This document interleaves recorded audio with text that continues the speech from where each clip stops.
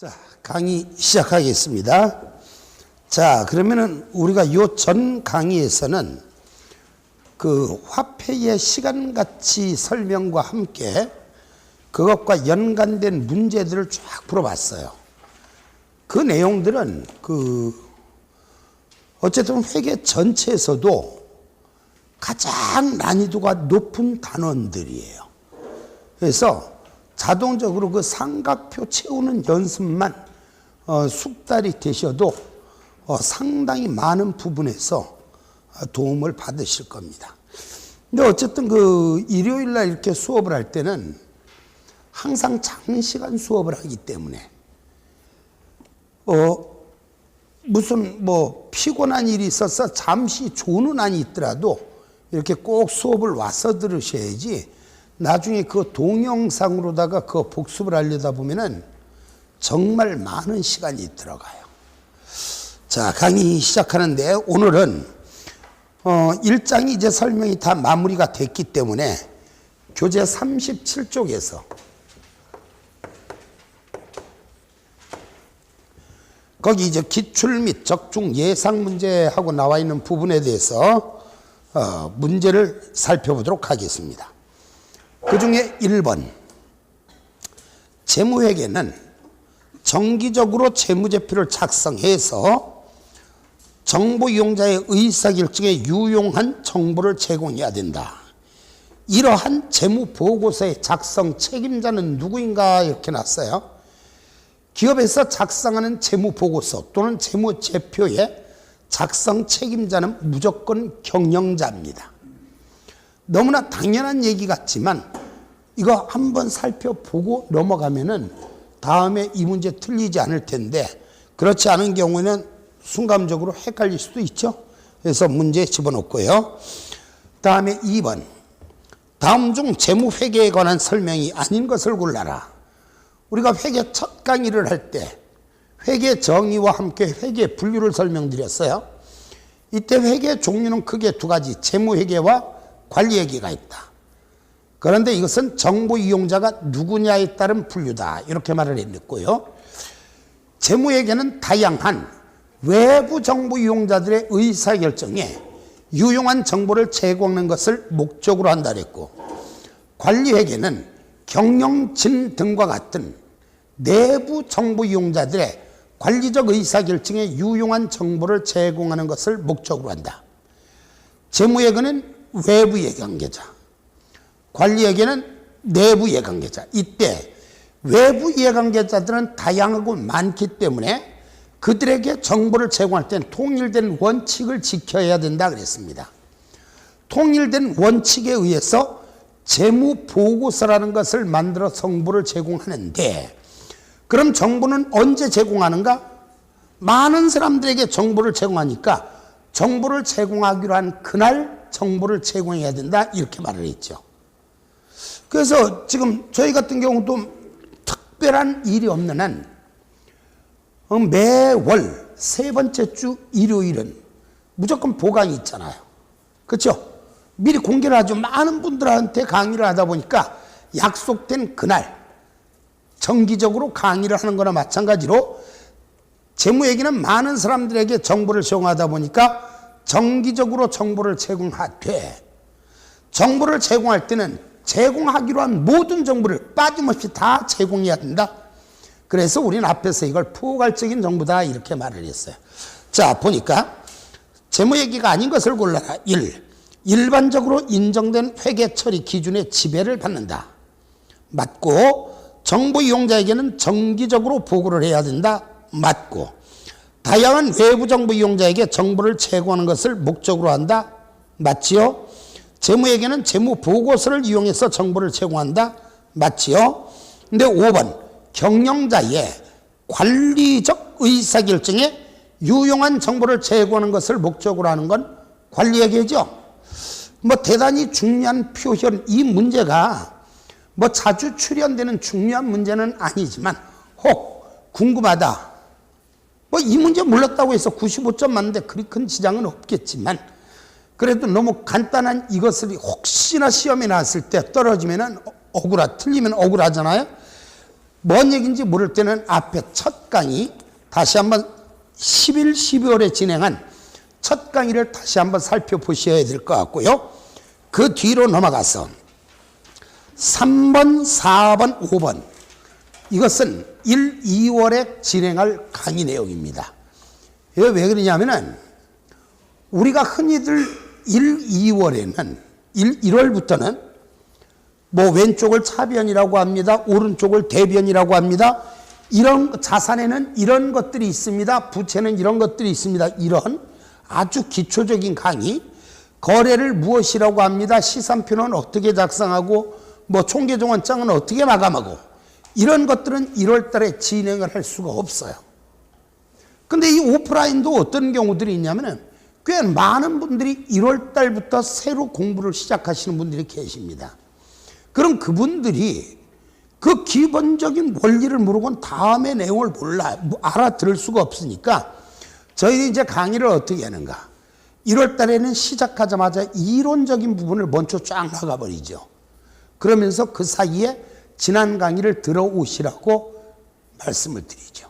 그러니까 기초적인 원리 정도를 공부할 수 있는 시간을 벌기 위해서 이론을 1월 달부터 진행합니다. 좀 효율적인 공부, 효율적인 강의를 하기 위해서죠. 3, 4, 5번은 1월 달에 진행할 내용이고 6번 살펴보겠습니다. 6번.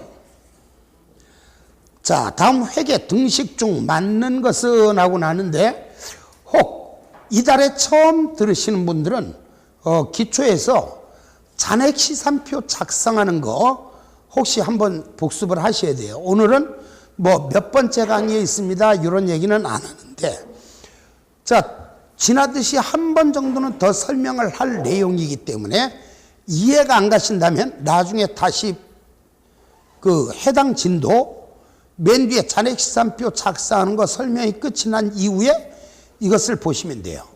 근데 왜 여기다 문제를 그렇게 집어넣는가? 어차피 실제 시험 문제는 뭐예요? 맨 끝에 있는 부분과 맨 앞에 있는 부분이 막 섞여가지고 한 문제를 구성하잖아요. 그래서 여기다 집어넣고 불가피하게 이거는 기초 강의를 들으셨다는 전제하에서 이해를 할 수 있는 내용이에요. 1번 지문은. 자, 1번에는 뭐라고 나왔는가? 1번 지문을 보기 전에 들어보시고 우리가 9, 10월 과정에서 여러분들한테 잔액시산표라는 걸 강의를 했습니다. 잔액시산표를 작성할 때는 어떻게 하는가? 반드시 차변에는 기말자산을 쓰고 차변에는 기말자산을 쓰고 비용을 쓰고 시험에는 비용 이렇게 나올 수도 있고 총비용 또는 비용총액 등으로 표현이 될 수도 있고요. 대변에는 뭘 쓰는가? 기말부채를 쓰고 자본의 경우는 무조건 기초자본을 쓴다 그랬습니다. 자본의 경우는 무조건 기초자본을 쓴다. 그리고 수익을 쓴다 그랬죠. 자, 이걸 등식화시킨 것, 바로 이 잔액시산표를 등식화시킨 것, 우리 이걸 잔액시산표 등식이라고 하는데 결과적으로 잔액시산표 등식은 어떻게 되는가? 기말자산 플러스 비용은 기말부채 플러스 기초자본 플러스 수익. 비용이나 수익 대신엔 총비용, 총수익 이렇게 표현할 수도 있고 비용총액 또는 수익총액 이렇게 표현이 될 수도 있겠죠. 다시 한번 잔액시산표 등식은 기말자산 플러스 비용은 기말부채 플러스 기초자본 플러스 수익. 맞죠? 자, 1번 맞는 등식이에요? 틀린 등식이에요? 뭐가 잘못되었어요? 기말자본이 아니라 기초자본이 들어가야 되겠죠? 그 다음에 2번 등식을 알기 위해서는 자, 여러분 우리가 흔히들 자, 요거 먼저 물어볼게요. 당기순이익과 총포괄 이익을 비교하면 어떤 게 더 큰 것인지 기억나시나요? 당기순이익이 커요? 총포괄 이익이 커요? 총포괄 이익이 커요? 모르죠. 아, 정답 이제 나오셨네. 아, 얘가 적을 수도 있어요. 왜? 기타 포괄 손실이 생긴 경우에는 당기순이익에서 기타 포괄 손실을 빼야 총포괄 이익이죠. 근데 지금 여기는 손실이라 그랬어요? 이익이라 그랬어요? 이익이 나와 있죠? 당기순이익에다가 기타 포괄 이익을 더한 거. 당기순이익에다가 이익끼리 나와 있을 땐 같이 더해야 되겠죠? 당기순 손익도 이익이고 기타 포괄 손익도 이익일 땐 두 개를 더한 게 총포괄 이익이죠. 그런데 여기는 당기순이익에다 총포괄 이익을 더한 게 기타 포괄 이익이다 그랬으니까 말도 안 되는 등식이었고요. 그 다음에 3번 자산 플러스 지분은 했는데 여러분 자산을 우리가 다른 말로 지분이라고 한다 그랬죠. 결과적으로 자산과 자산을 더한 게 뭐니? 자산과 자산을 더한 거 뭐예요? 꽃배기 자산이지 뭐. 더블 자산, 꽃배기 자산. 그렇죠? 그런 거 없습니다. 말도 안 되는 등식이 나와 있고. 4번 당기순이익과 기타 포괄 이익을 더한 것은 총포괄 이익이다. 당연히 손실이 났을 땐 그것을 뺀 게 총포괄 이익이다. 그렇죠? 자, 그런데 5번은 채권자 지분하고 나왔는데 여러분 채권자 지분이 뭐예요? 부채죠? 자녀 지분이 뭐예요? 자본이죠? 잠시 저를 보시기 바랍니다. 우리가 앞에서 재무상태표를 배웠는데 재무상태표를 작성할 땐 반드시 차변에 자산을 쓰라 그랬고 대변에 부채와 자본을 쓰라 그랬어요. 자, 어떤 회사가 자산이 얼마가 나왔는가? 1,000원이 나왔다고 치고 부채가 얼마가 나왔는가? 400원이라고 가정을 하면 이 회사 자본은 얼마가 돼요? 600원이죠? 이걸 이용해서 공식을 만들면 어떻게 되는가? 자산 마이너스 부채는 자본이죠. 자산 마이너스 자본은 부채죠. 부채 플러스 자본은 자산이죠. 자산은 부채 플러스 자본이죠. 자, 그럼 질문 들어갈게요. 여러분 부채에서 자본 뺀 거는 뭘까요? 아무것도 아니에요. 자, 여러분 부채의 고향은 어느 변이에요? 대변. 자본의 고향은 어느 변이에요? 대변. 서로 같은 변이에요? 다른 변이에요? 같은 변에 있는 놈은 무조건 더할 수만 있습니다. 다른 변에 있는 놈은 무조건 뺄 수만 있습니다. 결과적으로 여러분 자산 더하기 부채는 뭐예요? 다른 변에 있는 놈인데 어떻게 더해? 말도 안 되는 거죠? 아무것도 아니라는 거. 아, 이거 강의할 때 갑자기 생각나는 분이 계셔. 꽤 오래전이에요. 그분 죄송스러운데 지금 10년이 훨씬 넘었는데 그분 아직도 주택관리사 공부하고 계실 거예요. 지금 아직 이 페이지 못 넘어가셨을 거예요. 이게 경우에 따라서는 공부도 요령인데 운전면허 필기 몇 번 만에 붙으셨어요? 한 번에 붙으셨어요? 필기 몇 번 떨어졌어요? 한 번 떨어졌어요? 철썩 붙었어요? 뭐 대단히 우수하신 분들이 아니네. 저는요 필기 자그마치 한 번 떨어졌어. 야, 세상에 공부하기 제일 어려운 게 운전면허 필기더만요.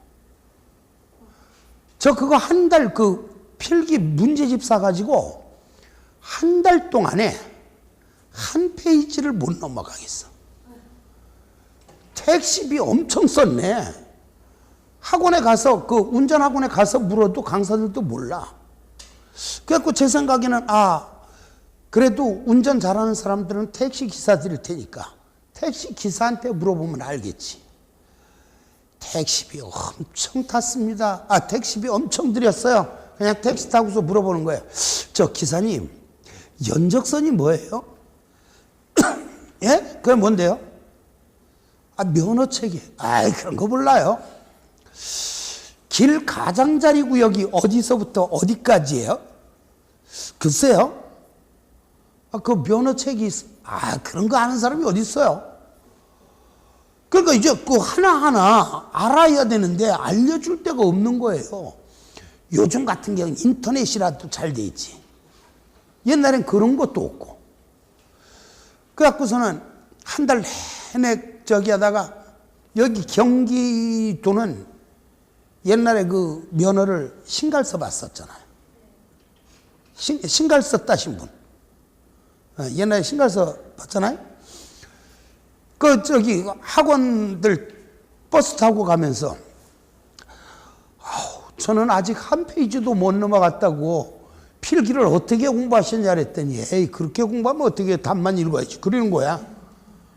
문제 읽고 답 읽고 해야 된다는 거야. 그래갖고 어떻게 했고 한 30분 걸렸나 봐요. 문제 읽고 답 읽고 문제 읽고 답 읽고 그랬더니 웬걸 진짜 똑같이 나오대. 한 문제 차이로 떨어졌어. 이제 알았다. 그 다음번에 접수해놓고 그 다음에 시험 보기 첫날 가서 문제 읽고 답 읽고 그러니까 우수한 성적으로 딱 점수 맞았고 붙었죠. 딱 점수 맞으면 우수한 성적인가? 근데 이게 경우에 따라서 이게 공부도 요령은 필요하긴 해요. 근데 처음부터 끝까지 왜를 따지면 어려운 경우가 있어. 정이 이해가 안 갈 땐 그래 무조건 이쪽엔 이거 쓰는 거야 저쪽엔 저거 쓰는 거야 하고 외워야 되는데 제가 아는 그 아까 말씀드린 그분은 저처럼 공부하신 거예요. 뭐냐? 자, 왼쪽을 차변이라고 합니다. 그럼 그때부터 고민입니다. 한 달 동안 고민해. 왜 도대체 왼쪽을 차변이라고 해야만 할까? 이걸 왜 자산이라고 해야만 할까? 자산의 증가가 왜 차변이 있고 자산의 감소가 왜 대변일까? 야, 그래갖고서 설명을 이게 회계 강의입니까? 세상에 이렇게까지 없어요. 자, 여기 이탈리아가 있었어요. 회계는 어차피 이탈리아에서 발전된 거니까 이탈리아에서 이제 무역을 하는 사람들이 어떻게 되는가? 배를 타고 나가요. 나가다 보면 끝없이 가다 보면은 지구 한 바퀴 돌아서 다시 들어와요. 그래서 들어온 것이 차변, 나간 것이 대변. 이렇게까지도 아니 세상에 회계 강의 이렇게 한 사람이 어디 있습니까? 하도 이해가 안 간다 그랬고 그분은 아직도 지금 10년째 도대체 왜 이걸 그때는 대차대주표라고 했던 시절이니까 이걸 도대체 왜 대차대주표라고 할까 지금 아직도 그거 고민하고 계실 거야. 외워야지. 이거 왜 갑자기 그분 생각이 나느냐. 모의고사를 보는데 그 다음 등식 중 옳지 않은 거 써내놓고 자산 플러스 지분은 자산 플러스 부채는 해놓고 뭐 써놓으니까 항의를 하는 거예요. 뭐 항의하는 줄 아세요? 지금까지 자산 플러스 부채가 뭔지 한 번도 강의를 안 하셨는데 이거를 모의고사 출제하면 어떻게 합니까? 여러분 자산 플러스 부채가 뭔지 왜 강의를 안 할까요? 이건 있을 수 없는 공식이잖아요. 말도 안 되는 공식이잖아요. 그래서 강의하는 것뿐인데 강의 안 했다고 아유 엄청 옛날엔 그 나이가 어렸을 때고 저는 그분이 공무원 정년퇴임 거의 하실 때 됐어요. 저보다 조금 더 드신 분이 막 항의를 하는데 아 참 그렇더라고요. 자, 등식을 서로 같은 변에 있는 놈은 더할 수가 있다. 다른 변에 있는 놈은 뺄 수만 있다. 요거 기억하시고요. 그래서 어쨌든 6번 해결됐고 자, 7번 공부하시기 전에 저를 잠깐 보실까요? 우리 회계상에서 자산, 부채, 자본의 기초잔액은 증가를 의미하는 거예요? 감소를 의미하는 거예요? 자산, 부채, 자본의 기초잔액은 기초잔액이는 전기에서 넘어온 금액이죠. 전기에서 이월돼 온 것을 의미하기 때문에 증가를 의미하는 겁니다. 기말잔액은 자산, 부채, 자본의 기말잔액은 차기로 이월시켜야 되겠죠. 차기로 이월시켜야 되는 거니까 이건 감소를 의미하는 겁니다. 그렇다면 누가 물어? 여러분 기초자본의 고향은 어느 변입니까? 그러면 뭐라고 대답해야 돼? 기초 자본의 고향은? 자본은 대변 항목이죠. 자본의 증가를 의미하죠. 증가는 서로 같은 변. 우리가 회계상에서 모든 계산 문제에서는 서로 같은 변에 있는 놈은 더할 수만 있고 다른 변에 있는 놈은 뺄 수만 있단 말이에요. 그러니까 이건 자본의 증가, 자본과 같은 변이니까 기초자본의 고향은 대변이란 얘기지. 반대로 기말자본의 고향은 어떻게 됩니까? 라고 물으면 자본을 차기로 이월시키면 자본이 줄어들죠. 자본의 감소, 자본의 반대변, 대변의 반대니까 고향은 차변이라는 얘기죠. 기초자본의 고향이 대변인 이유, 기말자본이 고향이 차변인 이유를 말씀드린 거예요. 자, 또 하나. 우리가 흔히들 말하는 자본거래에서 조금 길게 말하면 지분 참여자와의 자본거래예요.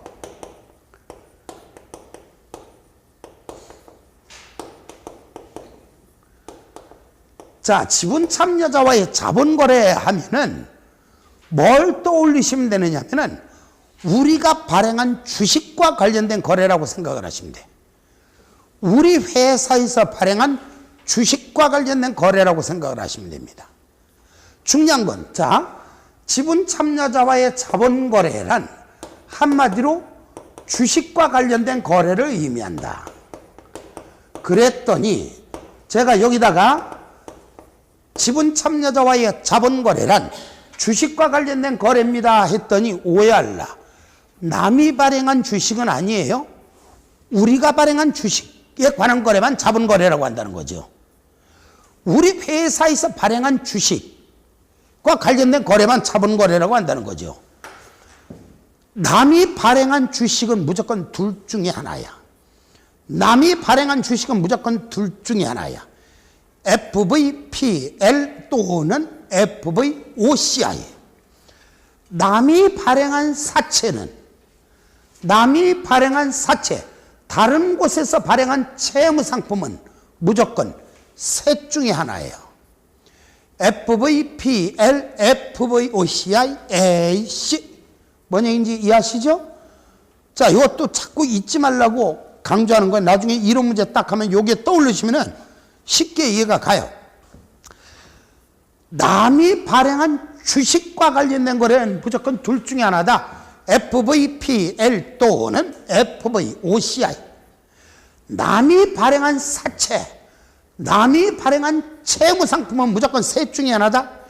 FVPL, FVOCI, AC. 근데 우리가 발행한 주식과 관련된 거는 FVPL 이런 말 쓰는 거 아니에요? 어쨌든 우리 회사에서 발행한 주식과 관련된 거래를 자본거래라고 하는데, 여러분, 자본거래에서 기업에 돈이 들어오면, 기업에 현금, 돈이 들어오면, 돈 들어오면 여러분, 이 회사의 자본이 증가할까요? 감소할까요? 자본이 증가하는 거예요.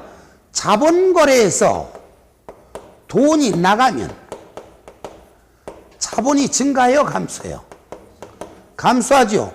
자, 여기서 중요한 거, 그러면 이렇게 오해하는 분이 계실 수 있겠네.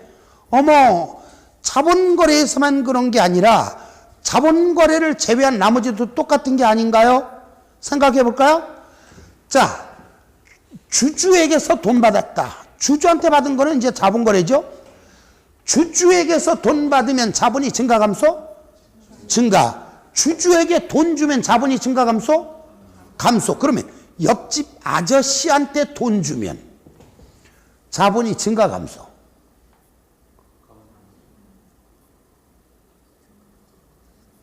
옆집 아저씨한테 돈 줬어. 자본이 감소해요? 모르죠. 예를 들어 현금으로 줬는데 왜 줬는가? 빚 갚으려고 줬으면 차입금이란 부채 감소했죠. 현금이란 자산 감소했죠. 자, 자산 마이너스 부채는 자본인데 자산도 줄고 부채도 줄었는데 자본이 줄어요? 불변이죠. 자, 그런데 옆집 아저씨한테 이자를 줬으면 현금이란 자산은 감소하고 이자 비용이라는 비용이 생기고 이때는 자본이 증가해 감소해요. 회계상의 모든 수익은 자본의 증가 원인이 되는 것이고 회계상의 모든 비용은 자본의 감소 원인이 되는 거잖아요. 그러니까 옆집 아저씨한테 돈 주면은 자본이 증가해요, 감소해요? 그럼 뭐라 그래? 몰라요. 그때 달라요. 그렇죠? 자본이 변할 수도 있고 변하지 않을 수도 있어. 하지만 주주에게서 돈 받으면 자본이 증가. 주주에게 돈 주면 말 잘못했나? 한 번 더 해야 되겠다. 헷갈려서. 주주에게서 돈 받으면 자본이 증가. 주주에게 돈 주면 자본이 감소. 자, 그럼 지금부터 몇 가지 생각해 보겠습니다. 자, 여러분. 유상증자를 하면. 자, 용어 하나 살펴봅니다. 용어. 9, 10월에 했던 내용이라도 항상 중요한 건, 잊어버릴 만한 건 다시 강의합니다. 우리가 이제 회계 공부하다 보면 증자라는 말을 써. 증자. 증자란 뭘 의미하는가? 증자란, 자, 9, 10월에 필기 이렇게 돼 있었을 거요. 여러분, 증자란 자본을 증가시키는 것이라 그랬죠? 9, 10월 안 들으신 분도 대답은 해야 되는데 동영상 안 들으셨구나. 몰라도 자, 9, 10월 들으신 분은 대답하셔야지.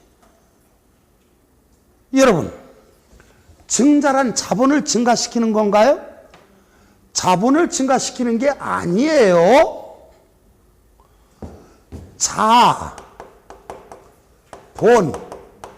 금을 증가시키는 겁니다. 여러분, 자본이 커요? 자본금이 커요?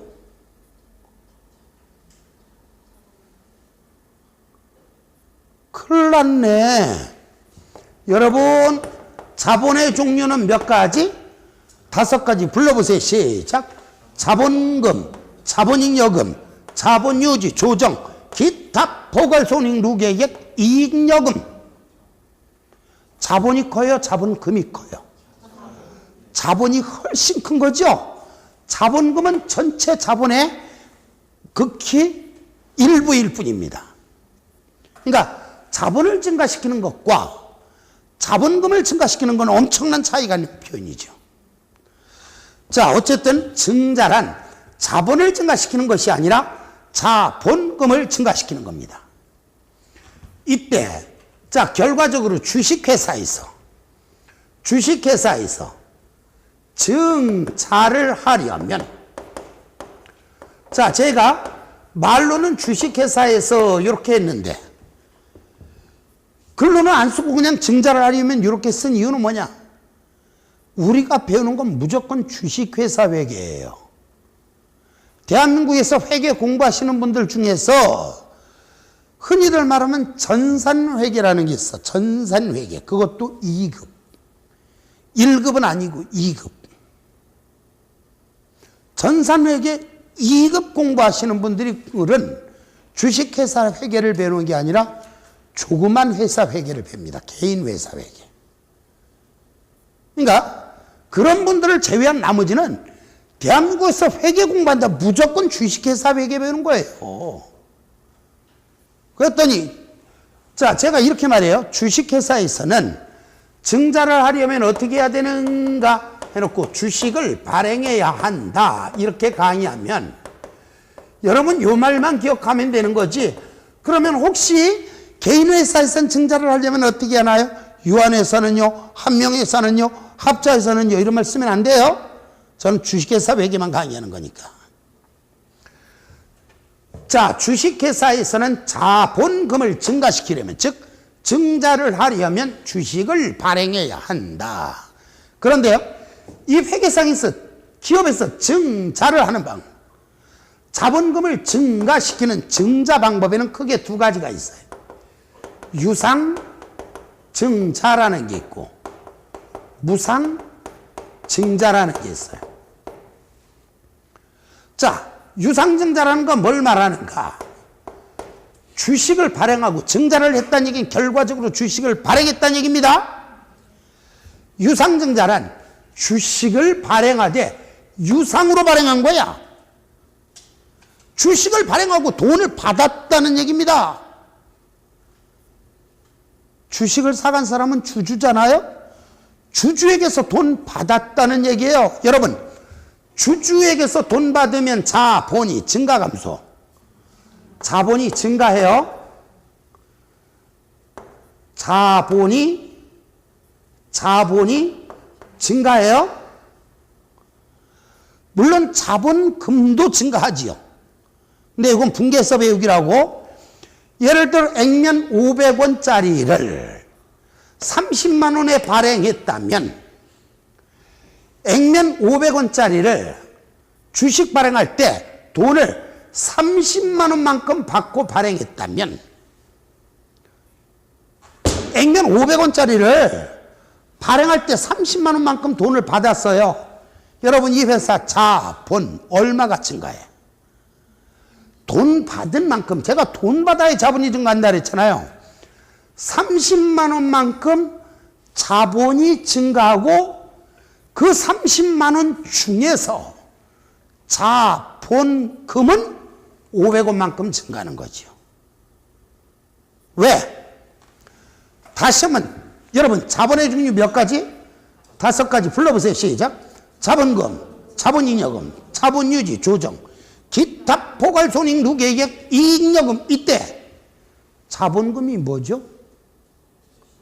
발행 주식수 곱하기 액면 단가. 그러니까 최소한 외울 건 외워주셔야 돼요. 외울 거 외워주셔야 되는데 중요한 것은, 자, 자본금이 뭐예요? 그러면 발행 주식수 곱하기 액면 단가.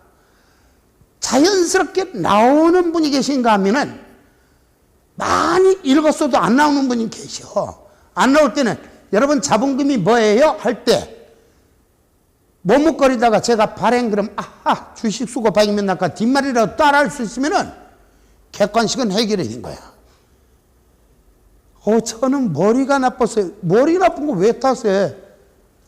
저도요 지금 머릿결 상당히 안 좋아요. 요새 고민이야. 전 대머리가 아닌 줄 알았거든. 근데 저 화면 보니까 이 머리가 허연 거예요. 뭘 비어 있어. 이거 가발이라도 써야 되려나? 나이 40에 이게 뭐야 이게? 사실은 저희 아버지도 이랬었거든요. 근데 저는 안 그럴 줄 알았더니 저도 머리가 허해. 저도 머리가 안 좋단 말이에요. 안 좋으면 어떻게 하는가? 안 좋아도 제가 뭐라 했어? 매일 외우지 말고 그냥 읽자 그랬어요. 읽어. 찾고 있다 보면 대답이라도 따라할 수 있어요.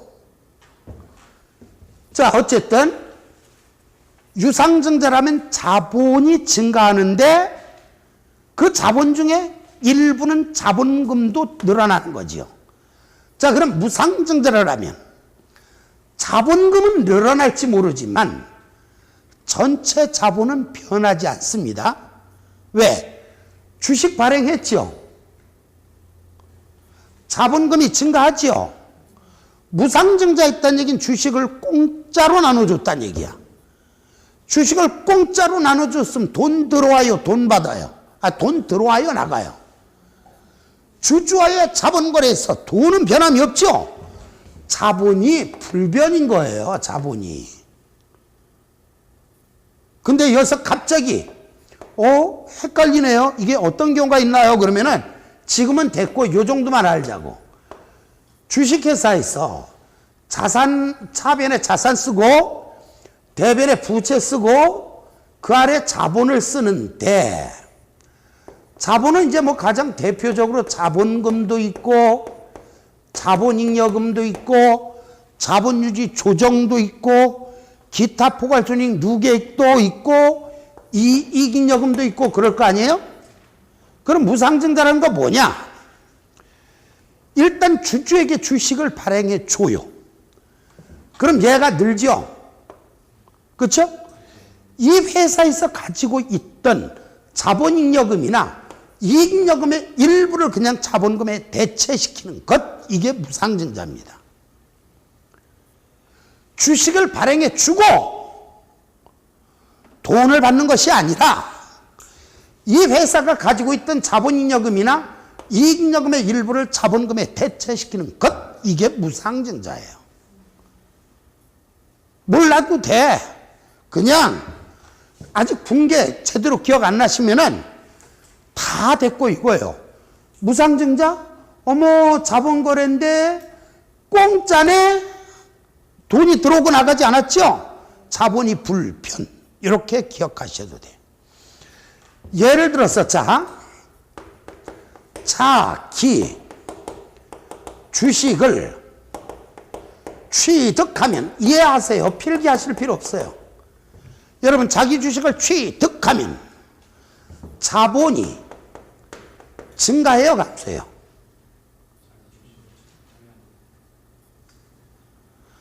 우리가 발행했던 주식을 사왔잖아요. 사왔죠? 돈 들어와요, 돈 나가요? 돈 나가면 자본이 증가, 감소? 감소. 자본거래는 이렇게 판단하는 게 제일 편해, 지금 현재는. 자, 자기 주식을 매각하다 또는 재발행하다, 이렇게 말해요. 자기 주식을 매각하다. 자본이 증가해요, 감소해요? 팔았다. 팔았으면 돈을 받아야 돼, 줘야 돼? 받으면 자본이 증가하죠? 자, 그러면 자기 주식을 소각했다. 나중에는 정확하게 여러분들이 이걸 분계로 이해를 하는 게 가장 안전합니다. 분계로. 근데 현재 기본적인 개념만 파악해도 뭐 70점만 원 된 지장 없어요. 그런데 민법이나 시설 점수가 해필이면 이번 시험에 민법이나 시설이 조금 어렵게 나왔다. 그럼 어떻게 해야 돼? 아무래도 회계가 보태줘야 되잖아. 대한민국에서 주택에서 공부하시는 분들이 전부 다 뭐예요? 회계가 제일 쉽다 그러죠. 사실은 회계가 제일 쉬워야 돼요. 최소한 저한테 배우시는 분만큼은. 물론 제일 쉽지는 않아요. 솔직히 따지면 민법 점수가 좋아야 될까? 회계 점수가 좋아야 될까? 대한민국에서 주택관리사 자격증 따려면요, 기본이 공식이 딱 정해져 있어요. 민법, 회계, 시설에서 민법이 80점 넘어서면 일단 합격했다고 보시면 되죠. 민법이 70점 가까스로 맞았다. 어쩌면 내년에 다시 봐야 될지도 몰라요. 그렇죠? 두 개 합쳐서 몇 점을 맞아야 돼? 110점을 맞아야 되잖아요. 110점을 뭐로 채워줄 거냐 이거죠. 근데 중요한 거, 우리 학원에서는 민법 70점 맞으면 일단 붙어요. 민법 70점 맞으면 붙어요. 왜? 기본적으로 회계 점수가 괜찮게 나오잖아요. 근데 저한테 드는 분 중에서도 과락자가 있기는 있더라. 꼭 한 명씩은 있어. 올해 과락 희망자 손 들어주세요. 없죠? 그러면은 기본적인 것만 이해를 해도 70점 나와. 앉아 계셔서 나오는 건 없어요. 노력을 어느 정도는 해야지. 남들이 100개 노력을 할 때 여기는 80개만 노력을 해도 점수는 그보다 더 좋다는 거. 그러나 그냥 주는 건 없습니다. 자, 자기 주식을 소각시켰어. 내가 가지고 있던 자기 주식을 불태워버렸어. 자본이 증가해요, 감소해요? 내가 가지고 있던 자기 주식을 불태워버리면 돈이 들어와요, 나가요? 아무 변함이 없잖아요. 그럼 자본이 불변이 되는 거야. 이해하셨죠? 자, 그러면은 뭐 여기서 설명 말만 들면 수십 가지가 되겠으나 현재로선 됐고, 자, 두 가지만 더 합시다. 현금 배당을 할 때와 주식 배당을 할 때, 나중에는 9.10월 과정 들으신 분들은 기억하시겠지만 이거 분계를 엄청 강조하죠. 현금 배당할 때 분계는 차변의 이익 잉여금 대변의 현금, 주식 배당할 때 분계는 차변의 이익 잉여금 대변의 자본금. 그렇죠? 좋아요. 몰라도 좋아요. 지금은 배당을 했다는 얘기는 주주에게 배당금 나눠준 거죠. 자, 주주에게 현금으로 배당을 했다. 돈 들어와요? 돈 나가요? 돈 나가면 자본이 증가해? 감소해? 감소하지요? 주주에게 주식을 나눠줬다. 배당금으로 나눠줬다는 얘기는 주식을 공짜로 나눠준 겁니다. 주식을 공짜로 나눠주면 자본이 증가해요? 감소해요? 자본이 증가해? 감소해? 공짜로 나눠주면 돈 받은 것도 준 것도 아니잖아요. 자본이 불변. 자, 그런데 여러분 자 한번 보세요. 일반적으로 배당을 했다. 자, 이번에 배당금 줬어요. 배당금 줬어요. 그러면 일반적으로 말하는 배당금은 현금 배당일까 주식 배당일까? 일반적으로 말하는 이번에 배당금 지급했어요. 그러면 현금 배당을 했다는 얘기야. 예를 들어 이런 문제는 없어. 무식하게 이번에 배당금을 교부했어요. 그럼 무식한 놈이야. 하지만 배당금을 교부했어요. 요 얘기는 현금 배당했다는 얘기야, 주식 배당했다는 얘기야. 그건 주식 배당한 거예요. 그때는 아예 문제로 주식 배당금으로 주식 얼마를 교부하다 이렇게 나오겠죠. 그러니까 일반적으로 배당을 했다는 얘기는 현금 배당을 했다는 얘기입니다. 자, 대답해 주세요. 현금 배당을 하면 자본이 증가해요? 감소해요? 감소. 자본의 감소니까 고향은 어느 변이에요? 차변이죠. 배당의 고향은 차변. 배당금의 고향은 차변. 배당금의 고향이 어느 변인지 설명드렸습니다. 잊어버릴까봐 다시 여러분, 기초자본의 고향은 어느 변? 자본이 늘었으니까 대변. 기말자본의 고향은 어느 변? 차변.